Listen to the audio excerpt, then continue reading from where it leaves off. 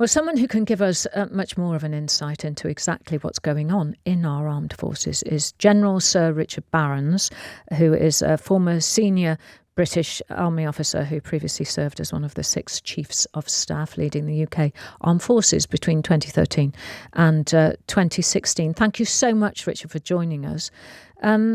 First of all, do you agree with the Defence Secretary that we are in a pre-war world?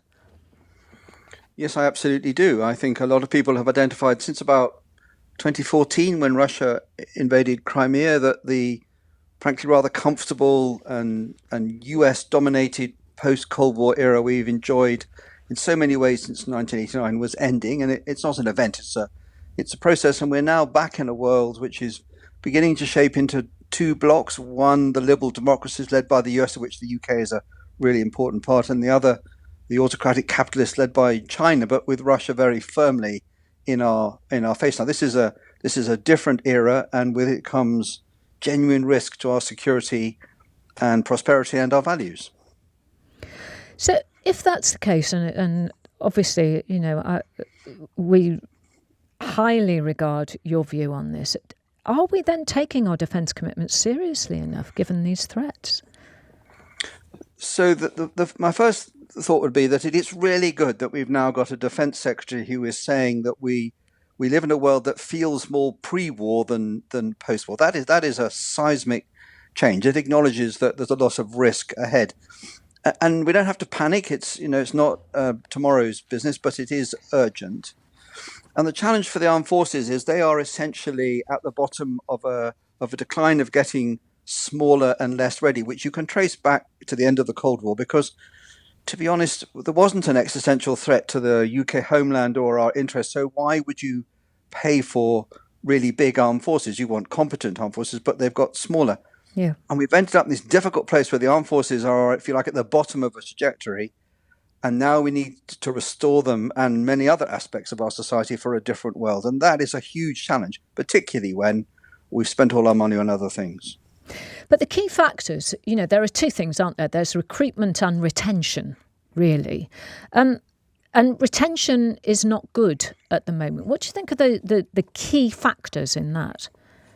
So you're right. The armed forces are not recruiting enough people, and they're not hanging on to the people that they've recruited. So they're getting smaller.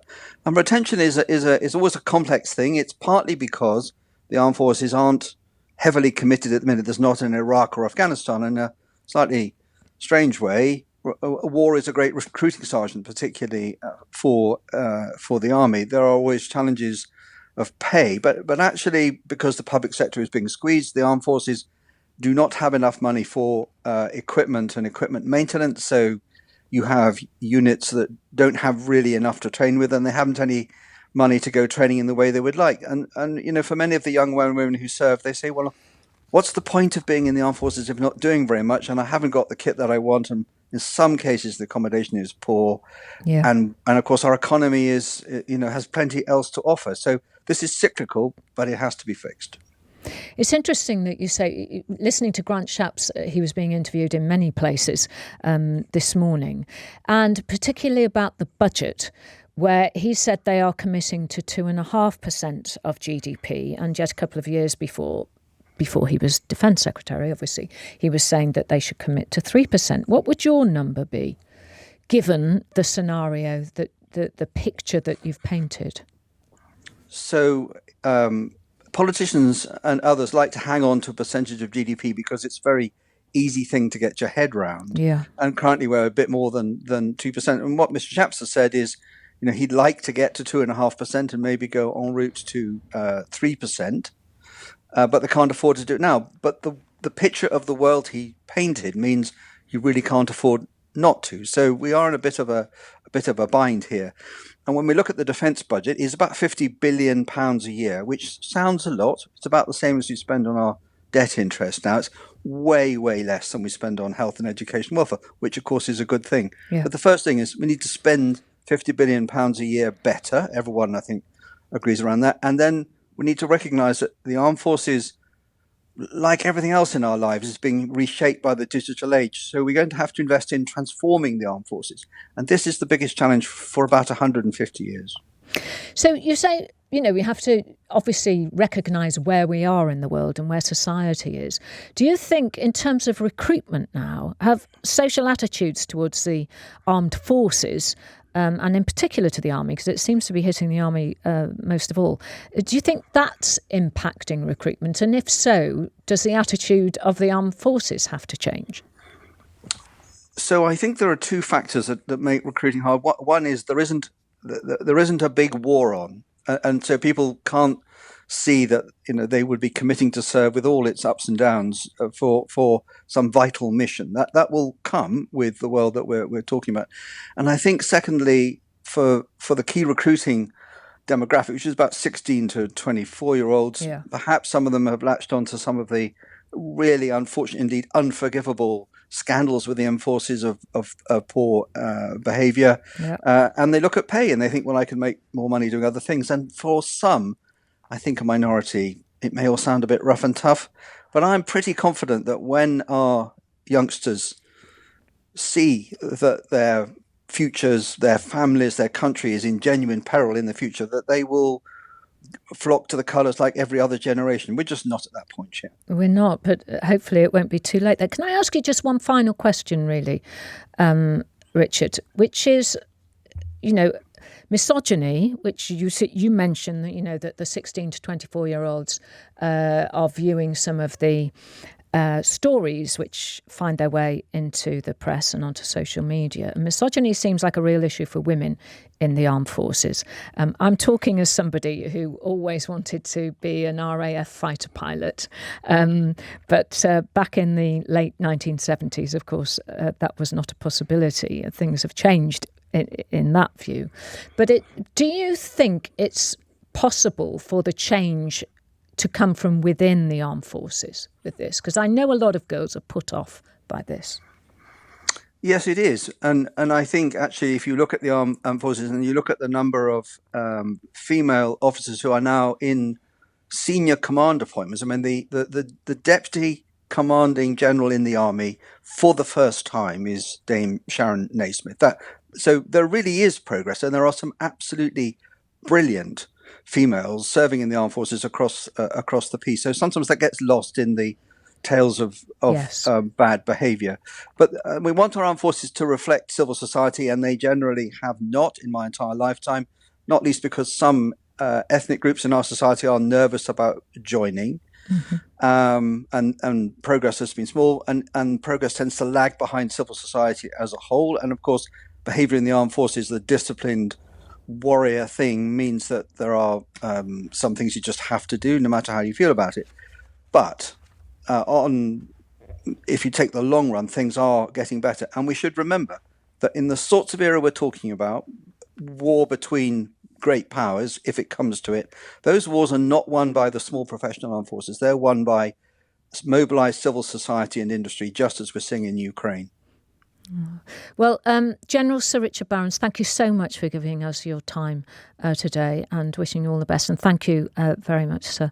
The Ministry of Defence has revealed this week that the number of personnel has fallen to a record low. We're going to Chesham in Buckinghamshire. And Mike, hi Mike. Good evening. First of all, I was in the military. I left as a corporal from an infantry regiment. I left in 2010, so my tour time was Afghan and Iraq.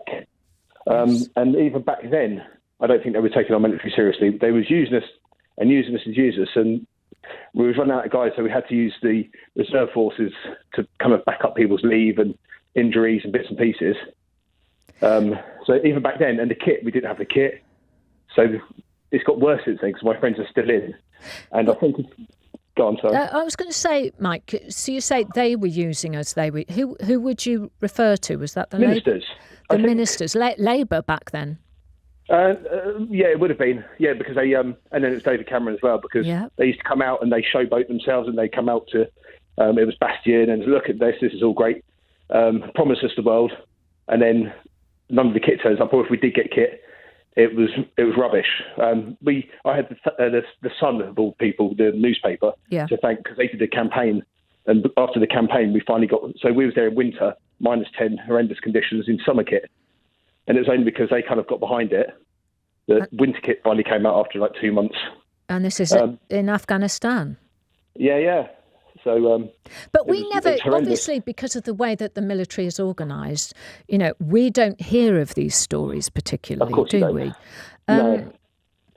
You've obviously served, and how many years did you serve for? 10. Altogether? It's a long time. Altogether. So how old were you when you joined up, Mike? I went in, it'd be 19. You were 19. And yeah, so a little bit later. If you had your time again, would you have done? Would you do the same? I thoroughly enjoyed it because it's your mates. Yeah. And we were, it's just an amazing experience, but it's a young man's game. And I definitely would do it again because I just had an amazing time.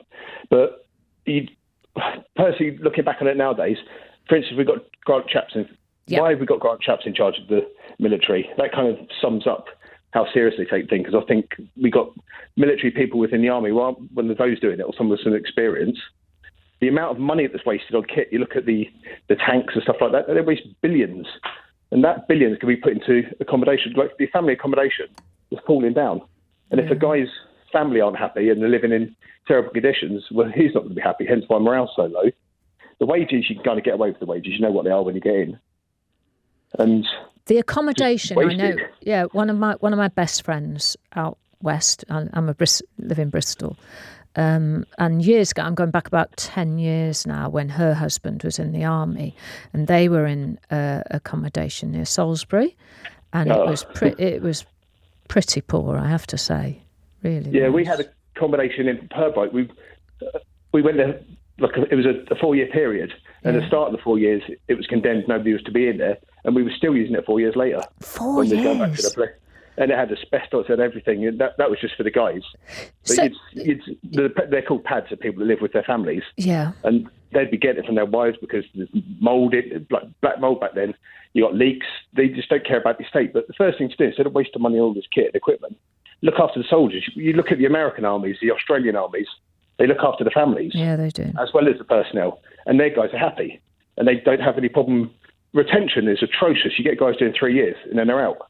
So you've wasted all that money training them. So, Mike, this retention, as you say, it's not only trying to encourage youngsters in, but it's also about keeping the people who have been trained, like yourself. Yeah. Would you have carried on if things were different then? If the accommodation was different, if the pay was different, would you have stayed in? My time was different because it was Afghan, and my final tour, we lost 1 in 4 guys who were either seriously injured or dead. And I kind of got to the end of that tour, and I thought, I've ticked all the boxes. You're right. Right, it's time to go. Yeah. And also, the veterans, we're not looked after. In my regiment, I was in the Rifles, we've lost more guys to suicide since we came back from that tour than we lost in the tour, and we lost the most guys. It's the Korean War. Don't care about us. So that's another thing that if they did that, if they looked after the veterans, they looked after the families, then people would join. And stay in. Exactly. Yeah. And then you've got all that experience. We're the best trained soldiers in the world. We do things, I worked with the Americans, and they just look in wonder of what one British soldier could do compared to sort of 4 or 5 of them together. But our ministers don't care. They just do it for a bit of grandstanding. They put some help with Grant Chaps, they put him in charge. Yeah. And that kind of does it for me. Well, Mike, thank you so much for giving us some behind-the-scenes views there, and for telling us your story.